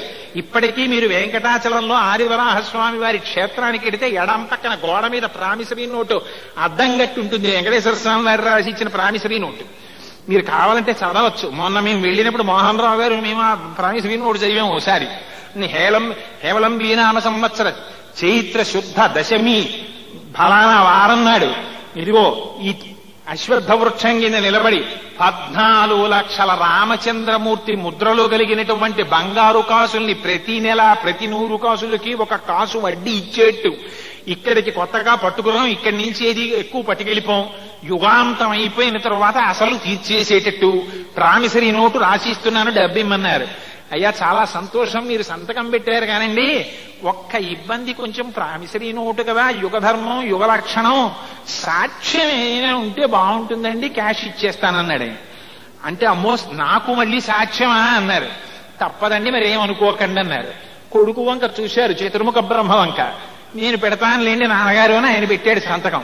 పెట్టిన తర్వాత ఆయన అన్నాడు, ఒక్క సాక్షి ఒక్క కొడుకు ఇలాంటివి ఉన్నా ఉండకపోయినా ఒకటే, ఎందుకంటే 2 ఉండాలి అలాంటివి, అందుకని మీరేమనుకోకండి, కానీ ఇంకొక సాక్షి సంతకం కూడా ఎవరైనా పెడతారా అన్నారు. అంటే పాపం వెంకటేశ్వర స్వామి వారు అటు ఇటు చూసి పరమశివుడి వంక చూశారు. బాగా రిలియబుల్ ఫ్రెండ్ కదా కుబేరుడు, అందుకని నేను పెడతాను లేవో అన్నారు. మీరు పెట్టేస్తే ఇంకా మాకేమిటండి, తప్పకుండా ఇచ్చేస్తామన్నాడు కుబేరుడు. పరమశివుడు కూడా ఓ సాక్షి సంతకం పెట్టాడు. 2 ఉంటే చాలా సంతోషం, 3 ఉంటే ఎంత బాగుండో అన్నాడు కుబేరుడు. అంటే మూలతో బ్రహ్మరూపాయ మధ్యత విష్ణురూపిణి అగ్రత శివరూపాయ వృక్షరాజాయితే నమః. అప్పిచ్చేవాడు ఎంత అందంగా మాట్లాడతారో వెంకటేశ్వర స్వామి వారి కళ్యాణంలో చూపించారండి. ఇచ్చట కార్లు కొనుక్కున్నటకు సులభ వాయిదాలపై తక్కువ వడ్డీకి అప్పివ్వబడును అని ఉంటుంది బోర్డు. మీరు లోపలికి వెళ్ళి అడిగారనుకోండి, తప్పకుండా కొనుక్కోండి సార్, ఉగాది తీసేసుకోండి, సెక్యూరిటీ ఏమైనా ఉంది ఏంటి అంటాడు. ఏం లేదండి నాకు ఇల్లు లేకపోతే ఏంటి సార్ ఎన్ఎస్సి సర్టిఫికెట్లు ఏమైనా ఉన్నాయా? ఇక్కడ ఎన్ఎస్సి సర్టిఫికెట్లు కూడా నాకేం లేవండి. పోనీ ఎల్ఐసి పాలసీ ఉందా? బ్యాంక్ పీబీడీ మేనేజర్లు ఇలాంటి ప్రశ్నలు బాగా వేస్తారు, ఏమనుకోకండి సుమా ఎవరైనా ఉంటే. అందుకని అవి లేవండి. పోనీ ఇల్లు ఉద్యోగం, పోనీ ఎవరైనా సాక్షి సంతకం పెడతారా, షూరిటీలు అని అడుగుతారు.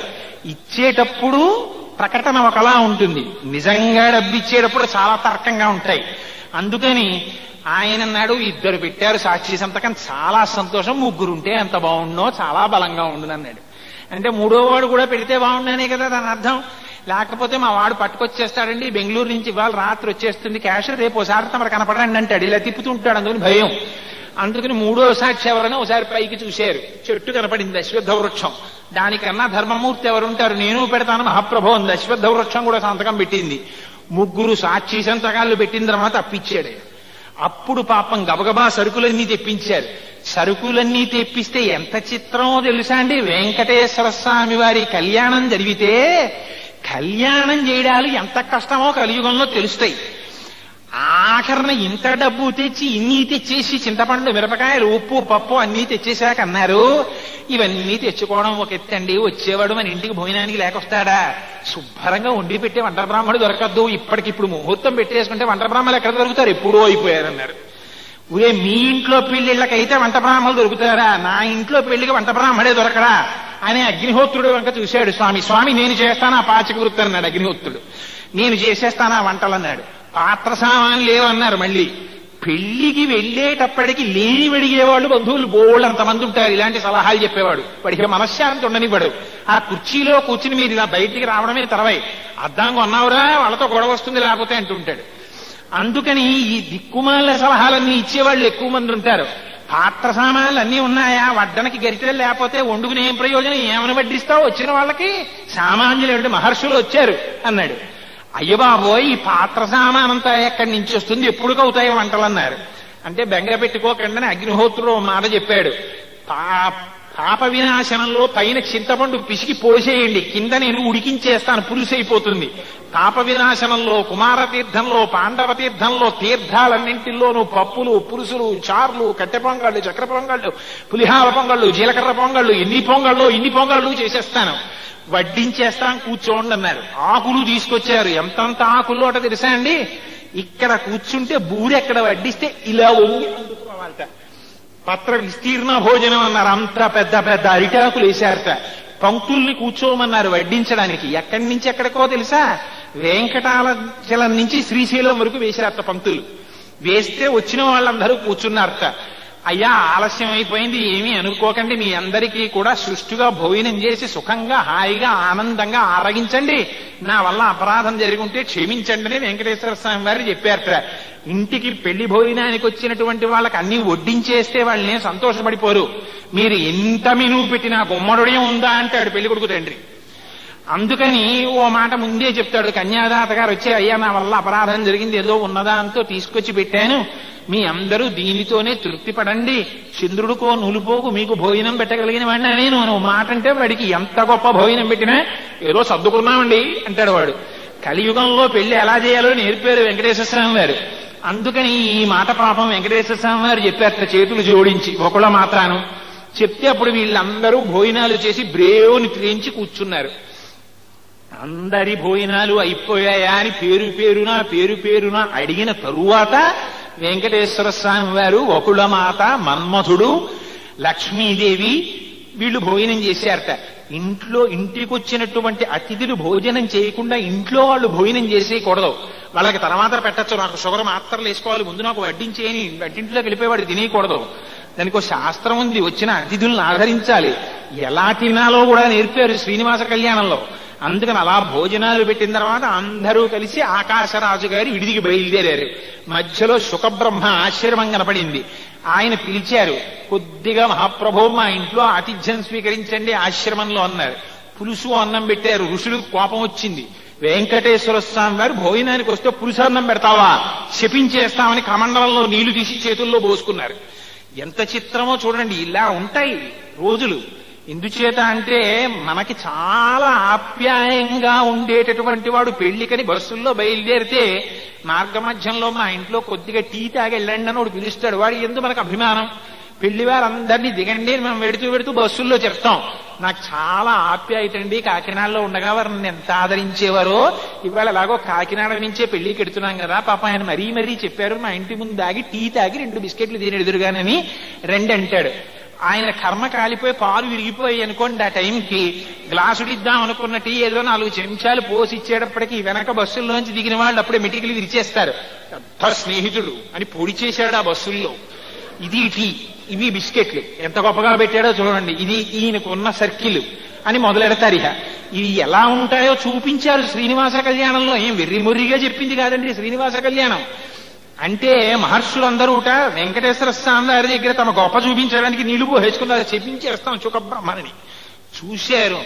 అంత అమాయకుడేం గారు వెంకటేశ్వర స్వామి వారు. ఫుత్కారం చేశారు ఆయన ఒక్కసారి. చెయ్యగానే వీళ్ళందరికీ సమస్త పదార్థాలు తినేసినంత కడుపు నిండిపోయి, కడుపులు బరువెక్కిపోయి త్రేణుపులు వచ్చేసి, అమ్మ బాబోయ్ ఎలా పెట్టావురా ఈ భోజనం, ఎలా యోగ మార్గంలో పెట్టేశామని కింద పడిపోయారు. అప్పుడు సుఖబ్రహ్మ ఆశ్చర్యపోయి వెంకటేశ్వర స్వామి వారి కాళ్ల మీద పడి నమస్కరించారు. స్వామి నన్ను గట్టెక్కించారని. ఆయన్ని నమ్ముకున్న భక్తులను ఆదరించడం ఆయనకి తెలీదు. ఒక్క స్వామిని నమ్ముకుంటే జీవితాన్ని అలా గట్టెక్కించేస్తారు. ఆకాశరాజు గారి మండపానికి వెళ్ళారు. అద్భుతంగా పద్మావతి శ్రీనివాసుల కళ్యాణం జరిగింది. 6 నెలల పాటు వివాహమైన దంపతులు కొండెక్కకూడదు కాబట్టి అగస్త్య మహర్షి యొక్క ఆశ్రమంలో ఉండమన్నారు. ఆ కళ్యాణ శ్రీనివాసుడు అని మనం ఇప్పటికీ పిలుస్తాం ఆ క్షేత్రాన్ని. ఆ కళ్యాణ శ్రీనివాసుడిగా అగస్త్యాశ్రమంలో 6 నెలల పాటు గడిపారు. ఆ తరువాత తొండమాన్ చక్రవర్తికి ఇచ్చినటువంటి ఆదేశం మేరకే ఆనంద నిలయాన్ని కట్టి అందులో ఇప్పటికీ మనందరినీ కటాక్షించడం కోసమని పరమ పావనమూర్తి అయి ఏకబేర దేవాలయమై ఆ మహానుభావుడు వెంకటేశ్వర స్వామి వారు ఆయన నోరు విప్పి మాట్లాడారు చాలా కాలం. తొండమాన్ చక్రవర్తి మీద ఒకసారి ఆయనకు ఆగ్రహం వచ్చింది. ఒక బ్రాహ్మడొకడు, కూర్ముడని పేరు కలిగిన బ్రాహ్మణుడు, గర్భవతి అయిన భార్యని కాశీపట్టణం తీసుకెళ్లలేక భార్యని ఆ కుమారుణ్ణి ఆ తొండమాన్కి అప్పచెప్పి వెళ్ళాడు కాశీ. నేను జాగ్రత్తగా చూసుకుంటాను 6 నెలలు అని మాట ఇచ్చి తొండమాన్ని ఏం చేశాడంటే, బ్రాహ్మణ పత్ని ఈవిడ్ని ఎవరైనా చూడకూడని చూపు చూస్తారేమో అన్న బెంగ చేత కావలసిన ద్రవ్యాల్ని లోపల పెట్టి తలుపులు బిగించి ఒక గృహంలో ఉంచేశాడు. 6 నెలలు అయిపోయింది. ఆ కూర్ముడు తిరిగి రాలేదు. తొండమాన్ మరిచిపోయాడు ఆవిడ గురించి. కొన్నాళ్ళు అయిపోయింది. ఆ లోపల నుంచి ఆవిడ ఆకలితో కేకలు వేసి వేసి వేసి వేసి ఆవిడ మరణించింది, పిల్లవాడు మరణించాడు, గర్భస్థ శిశువు మరణించాడు. అస్థిపంజరాలు ఉండిపోయాయి. ఆ కాశీపట్టణం నుంచి కూర్ముడు తిరిగి వచ్చాడు. నా భార్య బిడ్డలు ఏరని అడిగాడు. అడిగితే అప్పుడు గుర్తొచ్చింది తొండమానికి. చూసి రెండని పంపించాడు. అస్థిపంజరాలు ఉన్నాయన్నారు. అడిగిపోయి బ్రాహ్మడికి చెప్తే శాపం ఇస్తాడేమో అని వెంకటాచలంలో స్వామివారి అభిషేకం చూడడానికి వెళ్ళారు. రేపు వస్తారు, మీరు విశ్రాంతి తీసుకోండి అన్నాడు. అని పరిగెత్తుకుంటూ వెంకటేశ్వర స్వామి వారి దగ్గరికి వెళ్ళాడు. వెళ్ళి వెంకటేశ్వర స్వామి వారి పాదాలు పట్టుకుని ప్రార్థన చేస్తే పాండవ తీర్థంలో మునిగి వెంకటేశ్వర స్వామి వారు అస్థిపంజరాలు తెప్పించారు. తెప్పించి మంత్రజలాన్ని ప్రోక్షణ చేసి వాళ్ళ 3 బతికించారు. నువ్వు రాజువయ్యుండి ఇంత అహంకారంతో ప్రవర్తించావు కనుక ఇంక ఈనాటి నుంచి నేను నోరు విప్పి మాట్లాడను. ఎవరికైనా నా అనుగ్రహం ప్రసరించాలనుకుంటే ఆ అనుగ్రహం వేరొకరి ద్వారా ప్రసరిస్తుంది. మరికి ఉపకారం చెయ్యాలనుకుంటే ఉపకారం చెయ్యాలనుకున్న వెంకటేశ్వర స్వామి వారు వేరొకరి రూపంలో వచ్చి ఉపకారం చేస్తారని ఆనాటి నుంచి మాట్లాడడం మానేశారు. ఆ తొండమాన్ చక్రవర్తే ఆనంద నిలయాన్ని నిర్మించాడు. ఆ ఆనంద నిలయంలో అమ్మవారితో కలిసి లోపలికి ప్రవేశించినటువంటి శ్రీనివాసుడు ఇప్పటికీ తెలుగువారి కొంగు బంగారమై నిలబడిపోయారు. ఆయనే ఇప్పటికీ చిత్రం ఏమిటో తెలుసా అండి? మహాభక్తులైన వాళ్ళకి వెంకటేశ్వర స్వామి వారి దర్శనమైంది అనుకుంటారు. అసలు రహస్యం ఏమిటో తెలుసా? ఎంత పాండితి ప్రకర్ష ఉన్న వాళ్ళకి కాదు ఆయన లొంగింది. మేమింత గొప్ప గొప్ప సాంప్రదాయాలతో పూజలు చేశామన్న వాళ్ళకి కాదు వెంకటేశ్వర స్వామి వారు లొంగింది. వెంకటేశ్వర స్వామి వారు దర్శనమిచ్చింది ఎవరికో తెలుసా అండి? శ్రీకాళహస్తి పక్కన ఒక పల్లెటూళ్ళలో ఒక చెప్పులు కుట్టుకునేటటువంటి వ్యక్తి ఉండేవాడు. ఆయన పిండి నీళ్లల్లో కలుపుకుని ఉప్పు కలుపుకుని తాగేవాడు. అంత కటిక దరిద్రుడు. ఆయన పిండి డాబా మీద ఆరబోసుకున్నాడు పైన. అలాగే వెంకటాచలానికి అటువైపు ఆ మదనపల్లె వైపు ఒక పల్లెటూరులో ఒక చెప్పులు కుట్టాయని ఉండేవాడు. వీళ్ళిద్దరూ వెంకటేశ్వర స్వామి వారిని మహాభక్తిగా కొలిచేవారు. ఆ పిండి మీద ఎడమ పాదం పెట్టారు రోజున. అక్కడ ఉన్నటువంటి ఆ చెప్పులు కుట్టేటటువంటి ఆయన పిండి మీద కుడి పాదం పెట్టారు ఒక రోజున. వాళ్ళిద్దరూ ఈ పాదం చూశారు. రేఖామయద్ధుధాకలచాతపత్ర వజ్రాంకుశాంబురుహ కల్పక శంఖ చక్రై అని అందులో శంఖముద్ర, పాదముద్ర, వజ్రముద్ర, అంకుశముద్ర కనపడ్డాయి. వాళ్ళు చెప్పులు కుట్టేవాళ్ళు కనుక జాగ్రత్తగా పిండి మీద ముద్ర తీసి తోలుతో చెప్పులు కుట్టారు. ఇద్దరు చెప్పులు పట్టుకుని ఒకరోజే వెంకటాచలానికి వచ్చారు. పక్క పక్కన పెడితే రెండూ వెంకటేశ్వర స్వామి వారి పాదాలకి సరిపోయేటటువంటి చెప్పులు అయ్యాయి. ఇది యథార్థంగా జరిగిన సంఘటన. ఇప్పటికీ మనం కొండ ఎక్కేటప్పుడు చెప్పులు ఇస్తారు మనకి. ఇచ్చి తల మీద పెట్టుకుని ప్రదక్షిణం చేయమంటారు. ఆ చెప్పుల జతలు అక్కడ ఉంచితే కొన్ని రోజులు అయిపోయిన తరువాత చెప్పులు అరిగిపోతుంటాయి వెంకటాచలం. అవి ఎలా అరిగిపోతాయి అంటే ఎవ్వరికీ తెలియదు. ఇప్పటికీ వెంకటేశ్వర స్వామి వారు ప్రతిరోజు చెప్పులు వేసుకుని 7 కొండలు దిగి అమ్మవారి దగ్గరికి వెళ్ళి అమ్మవారితో కొంతసేపు గడపిన తరువాత మళ్ళీ 7 కొండలు ఎక్కి పైకి వెడుతుంటారు అని ప్రతీతి ఏమి అన్నమాచార్యుల వారు అలా దర్శనమే చేశారు. మహానుభావులైన వారు ఎందరో దర్శనం చేశారు. అంత పరమపావనమైన అవతారం. తొండమాన్నంతటి వాడు అహంకరించి నేను స్వర్ణ తులసి దళాలతో పూజ చేస్తున్నానని గర్వించాడు. ఒక రోజున మట్టి తులసి దళాలు కనపడ్డాయి వెంకటేశ్వర స్వామి పాదాల మీద. ఇదేమిటని ఆశ్చర్యపోతే వెంకటేశ్వర స్వామి చెప్పారు, అసలు భక్తుడు నువ్వు కాదు, నాకు భక్తుడు ఎవరో తెలుసా? నీ ఉన్నటువంటి ఈ ఊరికి కొద్ది దూరంలో భీముడిని పేరు కలిగినటువంటి ఒక చర్మకారుడు ఉన్నాడు, చెప్పులు కుట్టుకునేవాడు, వాడి ఇంటికి వెళ్ళి చూడన్నారు. పాపం తొండమాన్ గబగబా ఎండలో పడి వెళ్ళాడు. వెళ్ళేసరికి అక్కడ ఒక చర్మకారుడు ఉన్నాడు, తన భార్య తమాలిని ఆయన భార్య పేరు, ఆ భీముడి భార్య పేరు. ఆవిడతో కలిసి చెప్పులు కుట్టేవాడు. ఆయన కుండలు చేసేవాడు. ఆ కుండలు చేసేవాడు మట్టితో తులసి దళాలు చేసి వెంకటేశ్వర స్వామి వారి పాదాల మీద వేసేవాడు ఇంట్లో ఓ చిన్న మూర్తిని పెట్టుకుని. కానీ ఎంత భక్తితో వేసేవాడంటే ఈ తులసి దళాలు వెంకటేశ్వర స్వామి పాదాల మీద పడేవి. అవి చూసి ఆశ్చర్యపోయి తొండమాన్ స్పృహ తప్పి పడిపోయాడు. అప్పుడు ఆ భీముడు వచ్చి నీళ్లు జల్లి పైకి లేపాడు. దానికి వెంకటేశ్వర స్వామి వారు ఆ భీముడు ఇంటికెళ్ళి చేసిన మహోపకారం ఏమిటో తెలుసా అండి? లక్ష్మీదేవితో కలిసి ఓడు అంటే కుండ పెంకు ఉంది ఆయన ఇంట్లో, విరిగిపోయిన కుండ పెంకు తెచ్చి అక్కడ పెట్టాడు ఆ భీముడు. పెట్టి అందులో ఇంట్లో వండినటువంటి కొంచెం మజ్జిగ అన్నం ఉంటే ఆ మజ్జిగ అన్నం తీసి ఆ కుండ పెంకులో పెట్టి తినమన్నాడు. తినమంటే వెంకటేశ్వర స్వామి వారు లక్ష్మీదేవి తొండమాంతో కలిసి విరిగిపోయిన కుండ పెంకులో అన్నం తిన్నారు. తిని వెంకటేశ్వర స్వామి తన మీద ఉన్న వస్త్రాలు విప్పి భీముడికి కప్పారు. లక్ష్మీదేవి తాను పెట్టుకున్న హారాలు తీసి తమాలినికి ఇచ్చింది. గరుడు వాహనంగా వచ్చి వీళ్ళిద్దరినీ ఊర్ధ్వలోకాలకి తీసుకెళ్లాడు. అప్పుడు తొండమాన్ గర్వం విరిగిపోయింది. అప్పుడు తొండమాన్ వెంకటేశ్వర స్వామి వారి పాద కైంకర్యం చేస్తూ ప్రాణములు విడిచిపెట్టాడు. అంతటి గొప్ప అవతారం వెంకటేశ్వర స్వామి వారి యొక్క అవతారం. ఆయన్ని నమ్ముకున్నటువంటి వాళ్ళ కోసం ఇప్పటికీ అలా వస్తారు. వెంకటాచలంలో లడ్డూలు కాని, జిలేబీలు కాని, పొంగళ్ళు కాని ఏవి కులశేఖర ఆళ్వార్ పడి దాటి లోపల పెట్టి నివేదన చేయరు ఇవాళకి కూడా. కులశేఖర ఆళ్వార్ పడి అంటే కులశేఖర ఆళ్వార్ అని శ్రీ మహావిష్ణువు యొక్క మహాభక్తుడు ఆయన. ఆయన నాకు రోజు స్వామి దర్శనం కావాలంటే వెంకటాచలంలో మొదటి గడప అయ్యారు. మొదటి గడప దాటి లోపలికెళ్ళే ఏమిటో తెలుసా అండి? సుప్రభాత సమయంలో పట్టుకెళ్లే పాలు వెన్న అంతే. 2 మహానైవేద్యం పెట్టేటప్పుడు వెంకటాచలంలో ఇప్పటికీ ప్రతిరోజు మహానైవేద్యం ఎందులో పెడతారో తెలుసా? ఒక కొత్త కుండ పింక్ ఒక దాన్ని తీసుకుని అందులో పాలు అన్నం పెట్టి లోపల పెట్టి తెర వేసి స్వామికి నివేదన చేస్తారు. ఇప్పటికీ వెంకటేశ్వర స్వామి వారు చేసేటటువంటి ప్రసాదం ఆయన స్వీకరించే ఆహారం విరిగిపోయిన కుండ పెంకులో అన్నం మాత్రమే తింటారు. ఆనాడు భీముడు పెట్టాడు నాకు ఇలా ఆప్యాయతతో, పత్రం పుష్పం ఫలం తోయం యోమే భక్త్యా ప్రయచ్చతి. మీరు ఎన్ని కోట్లతో చేశారో ఆయనకు అనవసరం, మీరు ఎంత ఆడంబరంగా చేశారో ఆయనకు అనవసరం, మీరు ఎంత సాంప్రదాయపు సంఖ్యలలో పడిపోయి చేస్తున్నారో ఆయనకు అనవసరం.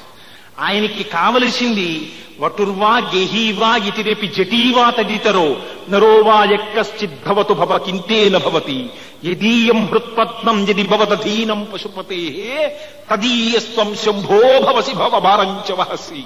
నీ హృదయాన్ని నాకు ఇచ్చావా, నిన్ను చేపట్టడానికి నేను సిద్ధంగా ఉన్నా. ఇది వెంకటేశ్వర స్వామి ప్రతిజ్ఞ. అందుకే ఈనాటికి విరిగిపోయిన కుండ పెంకులో పాలు అన్నం తింటారు వెంకటేశ్వర స్వామి. అంతటి గొప్ప అవతారం, పైకి అంతటి ఐశ్వర్యం. ఆయన స్వీకరించేది అంత నిరాడంబరమైనటువంటి ప్రసాదం. ఎక్కడ భక్తి ఉందో అక్కడ వెంకటేశ్వర పాఠం నేర్పుతాడు. అందుకని ఆయనకి కావలసిందేమిటి, గోవిందా అని పిలిస్తే చాలు. అందుకే 7 కొండల మీద మీకు ఎప్పుడూ కనపడే ధనొకటే, గోవింద గోవింద గోవింద. మహానుభావుడు ఘంటసాల గారు ఏమంటూ అన్నారో కానీ నిజంగా కోటికి పడగెత్తిన ధనవంతుడు, కూటి కోసం శ్రమపడే నిర్భాగ్యుడు, నీ గుడి ముంగిట సామాన్యుడు. ఎందుకని ఈ సమస్త చరాచర ప్రపంచంలో ఉన్నటువంటి సార్వభౌమాధికారం ఆయనది. ఆయన ఇచ్చినటువంటి అధికారంతో అధికారాల్ని వెలగబెడుతున్నారు తప్ప ఆయన ఇవ్వని నాడు అధికారం ఎవరికి ఉంది? ఆయన పాదములను ప్రమాణంగా తీసుకుని ప్రవర్తించాలి అధికారులు. ఆయన విభూతి ఒకరికి ఉన్న ఐశ్వర్యం, ఆయన విభూతిగా అనుభవించాలి ఐశ్వర్యాన్ని. ఆయన పాదముల యందు గురి తప్పని భక్తిని కోరుకోవాలి. అందుకని అదిగోటువంటి భక్తి ఉన్నదా, విరిగిపోయిన కుండ పెంకులో పెట్టిన పాలన్నం తినడానికి వెంకటేశ్వరుడు నేను సిద్ధంగా ఉన్నానని చెప్పడానికి ఈనాటికి మహానుభావుడు అటువంటి ప్రసాదమే తింటాడు, అటువంటి హారతే తీసుకుంటాడు. ఇప్పటికీ రాత్రి ఏకాంత సేవా సమయంలో ఇన్ని పడుకోబెట్టేది బంగారు ఈ వేసినటువంటి మంచం మీద బంగారు దీంతో అల్లుతారే, ఆ అల్లినటువంటి మంచంతో స్వామిని పడుకోపెడితే ఏకాంత సేవ సమయంలో ఆయన వినేటటువంటి పాట మాత్రం ఎవరిది వింటారో తెలుసా అండి? అన్నమాచార్యుల వారి యొక్క వంశంలో పుట్టినటువంటి వాళ్ళు వచ్చి నిలబడి పాట పాడాలి ఇప్పటికీ వెంకటేశ్వర స్వామికి. జో అచ్యుతానంద జో జో ముకుంద రావే పరమానంద రామ గోవింద అంటే నిదురెరుగని ఆ శుభగుల్ జోకొట్టి పాడ నిదురం గైకొను క్రియ నోరకుండే కను తెరవకయుందంటారు పోతన గారు. నిద్ర తెలియని వాడు నిద్రపోయేట అన్నమాచార్యుల వారి కీర్తనకి. ఇప్పటికీ అన్నమాచార్య వంశీయుల యొక్క పాట విని ఏకాంత సేవలో పడుకుంటాడు అటువంటి మహానుభావుడు. అందుకే వెంకటేశ సమంస్థానం బ్రహ్మాండే నాస్తికించన వెంకటేశ సమోదేవో నభూతో నభవిష్యతి. అటువంటి పరాత్పరుడు కలౌ వెంకటనాయక. కలియుగంలో ఆయనే కర్మాకర్మ ఫలప్రదాత. అటువంటి మహానుభావుడి యొక్క నామాన్ని ఉగాది పర్వదినంలో ఇటువంటి పరమ పవిత్రమైనటువంటి అసుర సంధ్య వేళలో ఆ స్వామి నామాన్ని ఆయన వైభవాన్ని చెప్పుకోవాలనేటటువంటి సంకల్పాన్ని వెంకటేశ్వర స్వామి వారు బ్రహ్మశ్రీ రేపాక సుబ్బారావు గారిలో ప్రవేశించి ఆయన నా కోసం రావడమా, పాపం మా ఇంటికి వచ్చి కోటేశ్వరరావు ఉగాది నాడు సాయంకాలం ఒక్కరోజు వెంకటేశ్వర వైభవం చెప్పబోయ్ అంటే ఎంత చిత్రం జరిగిందో తెలుసా అండి? సభాముఖంగా చెప్తున్నాను. ఆయన అడిగిన నాడు నేను అన్నాను, ఒక్క రోజులలో వెంకటాచల వైభవం ఏం చెప్తానండి, అది కనీసం 3 రోజులైనా లేనిదే చెప్పడం కుదరదు, ఇంకొకటి ఏదైనా చెప్తానులేండి, ఆధ్యాత్మిక ప్రసంగం అని వేసుకోండి పేపర్లో అన్నాను. అలాగే లేండి అన్నారు. పాపం ఏది చెప్పినా కాదనరు ఆయన. అలాగే లేండి అన్నారు. కోటేశ్వరరావు గారు ఆ కరపత్రం ఏదో మీ చేతులతోటే రాయండి అన్నారు. అంటే నేనన్నా ఇవాళ అష్టమండి, దశమి నాడు నేను నిడదవోలులో జాయిన్ అవ్వడానికి వెళ్ళిపోతాను, అందుకని 6 గంటలకి మీరు రాగలరా, నేను అప్పటికి సంధ్యావందనం అవి పూర్తి చేసుకుని ఉంటాను, ఇస్తానన్నాను. అలాగే వస్తానని ఖచ్చితంగా 6కి మా ఇంటికి వచ్చారు. అప్పటికి నాకు వెంకటాచల వైభవం చెప్పాలన్న కోరిక లేదు, ఇంకోటి ఏదైనా చెప్దాం అనుకున్నాను. ఆధ్యాత్మిక ప్రసంగము అని రాద్దామని అక్కడ వరకు రాశాను. రాస్తే ఆశ్చర్యకరంగా నా ప్రమేయం లేకుండా పెన్ను శ్రీ వెంకటేశ్వర వైభవం అని రాసేసిన తర్వాత నాకు అదేమిటి ఇది రాశానని గుర్తొచ్చింది. ఇది అవదన్నాను కదా, ఇది రాశానేమిటి అని. అది పట్టుకుని సుబ్బారావు గారి దగ్గరికి వచ్చాన్నా, సరే మీరు అన్నారు కదా అదే చెప్తానండి వెంకటేశ్వర వైభవం అన్నా. కానీ నా ప్రమేయం లేకుండా పరమేశ్వరుడు ఆ రోజున నా వెనక నిలబడి అది రాయించాడు. ఆయన యొక్క కటాక్షం వేరొక రకంగా ఉంది. ఇవాళ వీడి చేత ఇక్కడ వెంకటేశ్వర వైభవం పలికించాలి అని అనుకున్నాడు ఆయన. అందుకే నేను ఇవాళ ఎక్కువ కీర్తనల్ని శ్లోకాల్ని చెప్పడం కన్నా ప్రధానమైన ఇతివృత్తం చెప్పడం మీద దృష్టిని కేంద్రీకరించాను. అంతటి పరమపావనమైన క్షేత్రం గురించి చెప్పించాలన్న సంకల్పం వాడిది. దానికి ప్రేరణగా సుబ్బారావు గారిని ఎంచుకున్నారు. ఎంచుకుని మహానుభావులు బ్రహ్మశ్రీ రేపాక సుబ్బారావు గారిని ఉపకరణంగా స్వీకరించి హాలు పేరు కూడా చూడండి, ఇది కూడా వెంకటేశ్వర ఫంక్షన్ హాలే. ఇక్కడే ఇవాళ ఆయన వైభవాన్ని ఆవిష్కరింపచేశారు. వెనకలున్నవాడు ఆయనే, ముందున్నది బహుముఖంగా ఆయనే. అందుకని ఇంత పరమ పవిత్రమైనటువంటి ఈ యజ్ఞానికి నన్ను ఆయన ఉపకరణంగా స్వీకరించినందుకు ఆ స్వామి పాదములు పట్టి పునః నమస్కరిస్తూ, స్వామి నా ఊపిరున్నంత వరకు నన్ను నువ్వు ఇలాగే వాడుకోమని ఆయన పాదములు పట్టి అభ్యర్థిస్తూ, శ్రియకాంతాయ కళ్యాణ్ నిధయేర్దినాం శ్రీవేంకట నివాసాయ శ్రీనివాసాయ మంగళం. మంగళాశాసనపరైః మదాచార్య పురోగమైః సర్వైశ్చ పూర్వైరాచార్యైః సత్కృపాయాస్తు మంగళం.